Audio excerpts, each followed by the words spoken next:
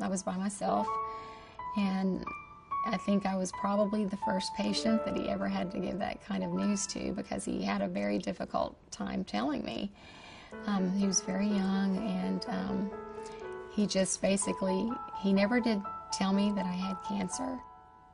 He just said, you know, these tumors are the same as the one you had removed 6 years ago, and it is metastatic disease, and you will need to see an oncologist. And that was pretty much how he told me.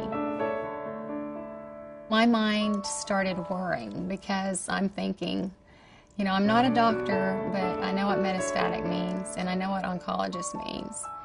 And my brain is just flying, thinking, could it be something else? I mean, I'm thinking it's got to be something else, still, you know, wanting to believe that it's not as bad as it sounds. And so I sat there for what seemed a very long time, and just really immobilized, not able to do anything. And I thought about calling my husband, and then I just thought, I can't do that.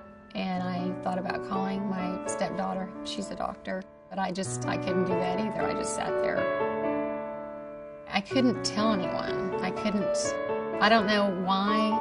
In my mind, I thought if those words didn't come out of my mouth, they wouldn't be true. You know, I don't know why I couldn't bring myself to telling.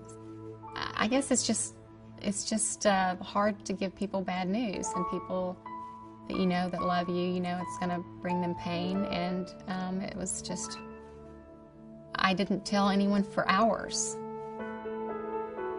Not long after I had been diagnosed, I was having a hard time sleeping. And that was when things were so unknown, and I hadn't met anyone else that had this disease. And I think at that early time, when I didn't know anything about it, and I couldn't sleep at night, I started writing letters to my family. My daughter was 9, and I didn't know if I would be around when she turned 16, when she went to her first prom.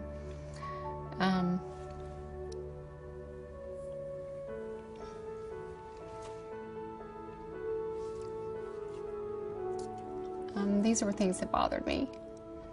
And so I started writing letters. I would come in here into my family room, and I would write a letter for her to open when she was 16, or something for her to open when she got married or graduated from high school. And to my stepdaughters, I wrote letters, and to my husband, I wrote letters, and just put them away. Just things that I wanted them to know.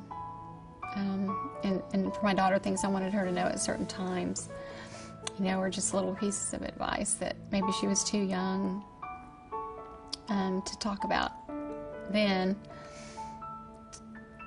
But just, you know, for those special times when you want to be there for your kids, but you don't know if you're going to be.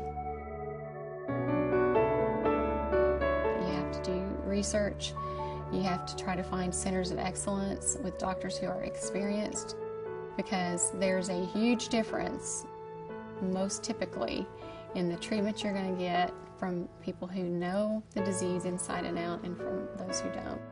And it doesn't mean they're not well-intentioned or good physicians, but you really have to look hard, if you have a rare disease, to find those places that are where the experts are.